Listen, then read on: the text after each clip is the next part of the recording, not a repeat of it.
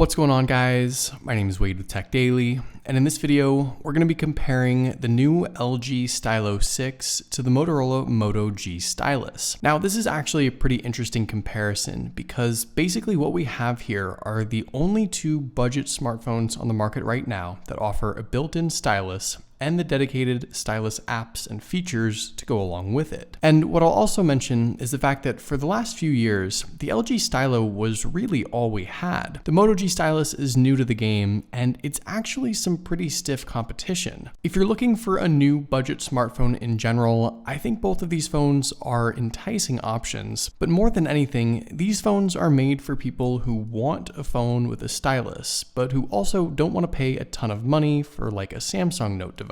We have a lot to talk about here, so I won't waste any more time. Let's just go ahead and jump right into it and see what these phones have to offer. To start off, let's talk about price, since that's likely one of the first factors you'll consider. The Moto G Stylus retails for $299 unlocked. You can get it direct from Motorola or from places like Amazon, but anywhere you look, the price will likely be the same. And at least at the time of filming this video, I haven't really found any carrier deals for this device yet either. The new LG Stylo 6 is currently available only through Boost Mobile right now. They have this phone listed for $219, but with some promotional deals and a discount code, you can actually get the price all the way down to $143. The Stylo 6 will also be coming to a handful of other prepaid networks and will be offered unlocked at some point too. And it's sort of tough to give a definitive price point for this phone because it really depends on where and when you buy it. But for all intents and purposes, the Stylo 6 is going to be close to $100 cheaper than the Moto G Stylus and likely even more. So if price is the biggest concern for you, the Stylo 6 will be the better option. And by the way, if you're interested in doing some comparison shopping of your own, or maybe you want to buy one of these devices for yourself, I will have links down below in the video description to where you can get these phones at their cheapest current prices. So be sure to check down there so you don't miss out on any good deals.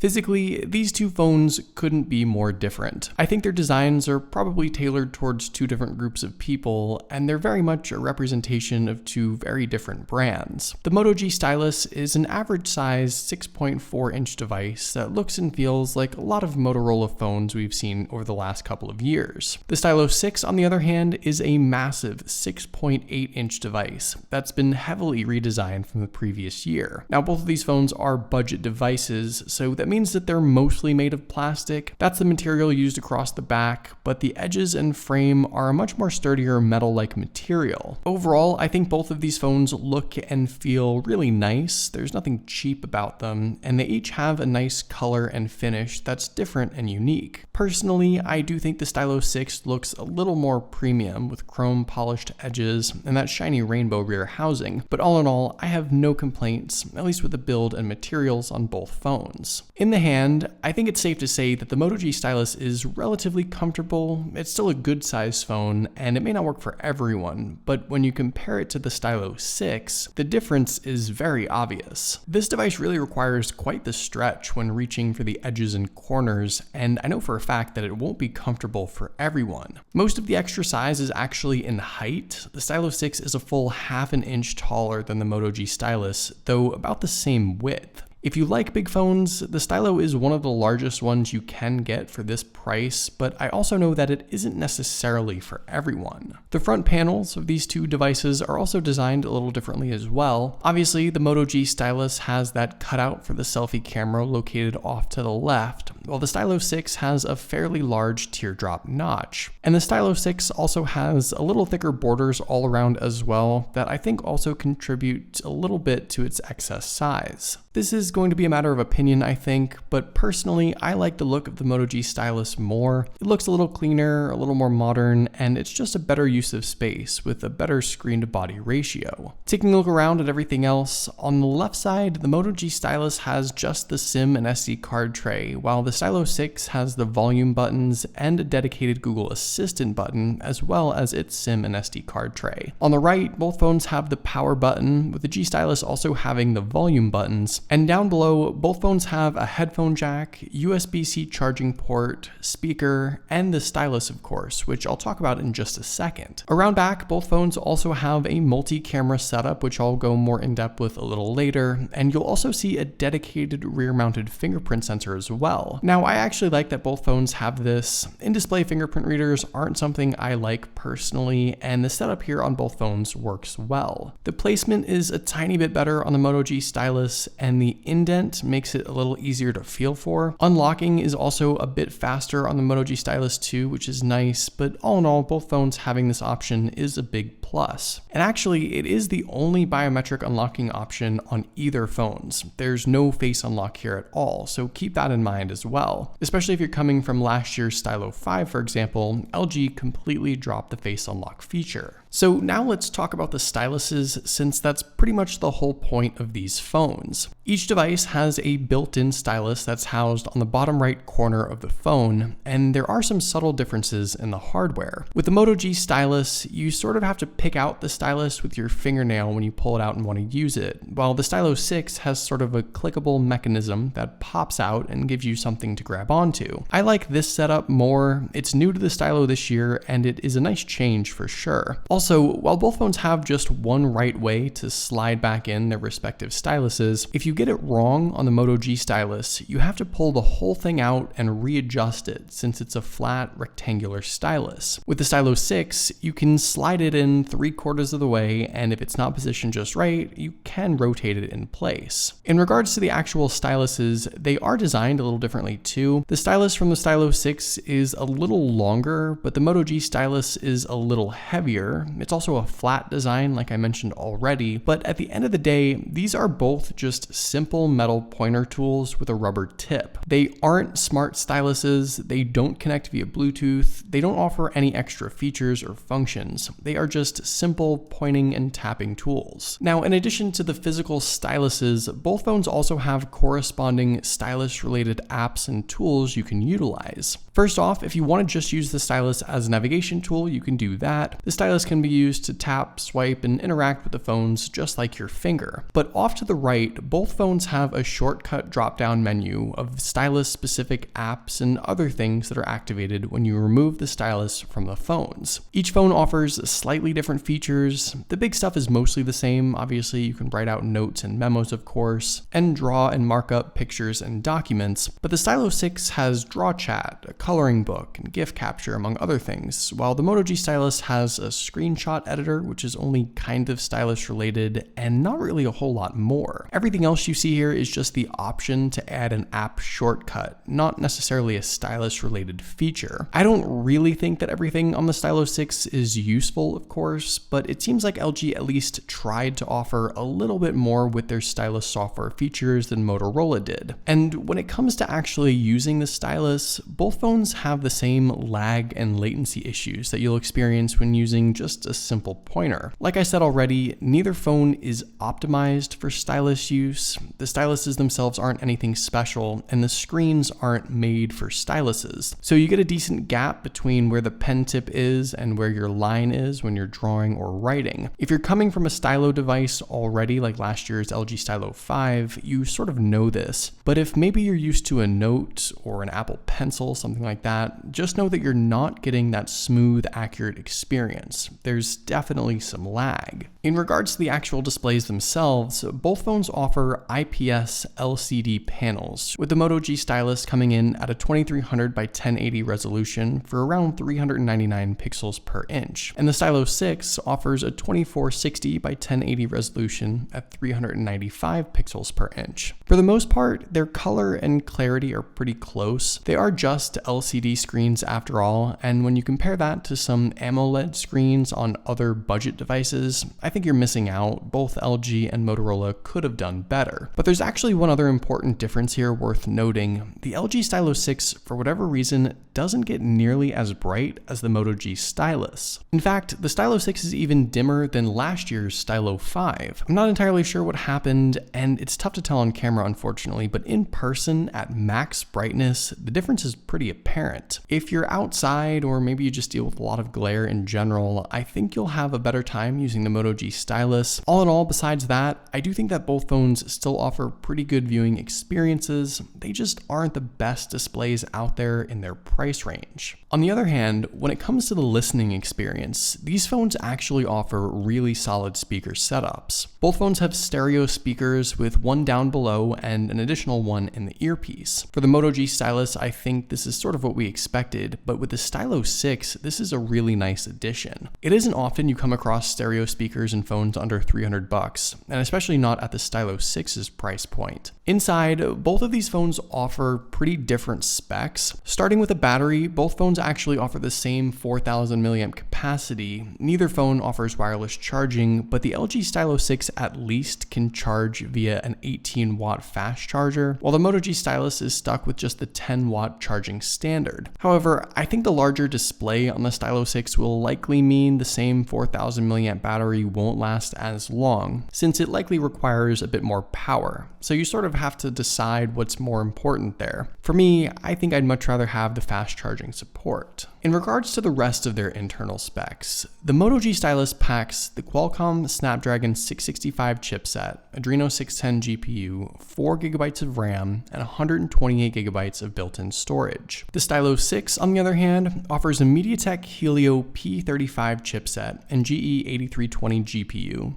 3GB of RAM, and 64GB of internal storage. If you couldn't tell already, the Stylo 6 is at a decent disadvantage in comparison, and when launching various apps and interacting with the UI, I think you can certainly tell a difference. Now, one thing to note, both phones do run Android 10, but obviously we're dealing with two different approaches, with LG's Android skin and Motorola's Android skin. Neither is stock Android, and I think LG in particular really offers a love it or hate it sort of experience. You can make some adjustments, of course, but all in all, Android purists I don't think will like either of these setups. Like I said already, when it comes to just launching apps and interacting with the UI, and even some third-party stuff as well, the Moto G Stylus has the clear advantage, though I don't necessarily think the Stylo 6 performs badly. That is until you start pushing it a bit harder with more graphics-heavy games, for example. When loading Call of Duty Mobile, the Stylo 6 was like 30 seconds behind the Moto G Stylus,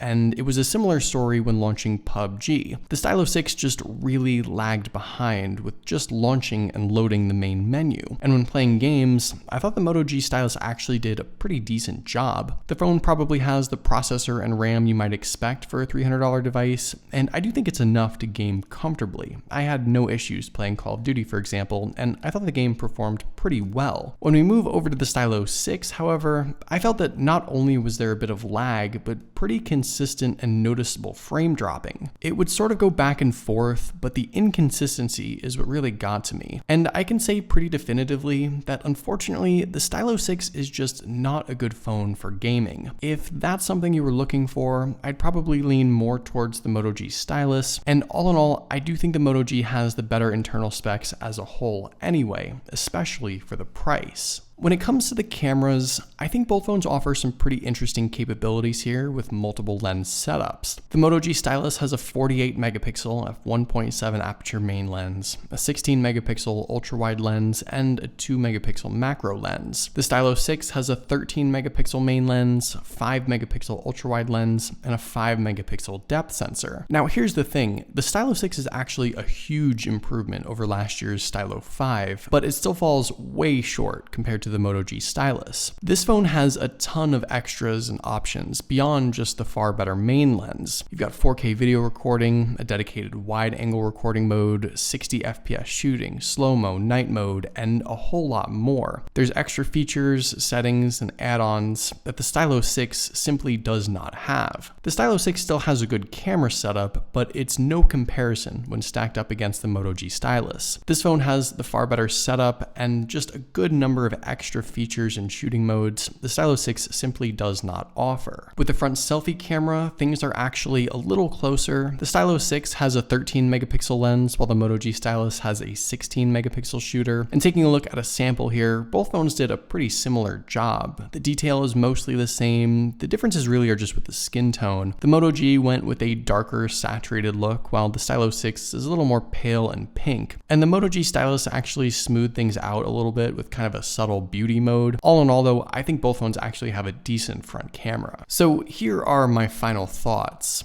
If you're in the market for a budget phone in general, these are okay options, but there are better phones out there for the price. If you want a budget phone with a stylus and the software features to go along with it, these are actually your only two options. In general, the Moto G Stylus is the better choice. It offers the better internal specs and performance, along with significantly more camera features. And I think it's a little more modern looking device as well. But if you can pick up the Stylo 6 for under 150 bucks, and you maybe don't care too much about gaming, that's a really good deal for this phone. For me though, I'm still leaning more towards the Moto G Stylus, but what do you guys think? Which phone would you prefer? Let me know in the comments down below. I'd love to know your thoughts, of course. But hopefully you guys did enjoy this video. Be sure to follow Tech Daily on Twitter and subscribe to the Tech Daily YouTube channel if you haven't already, and I'll see you guys later.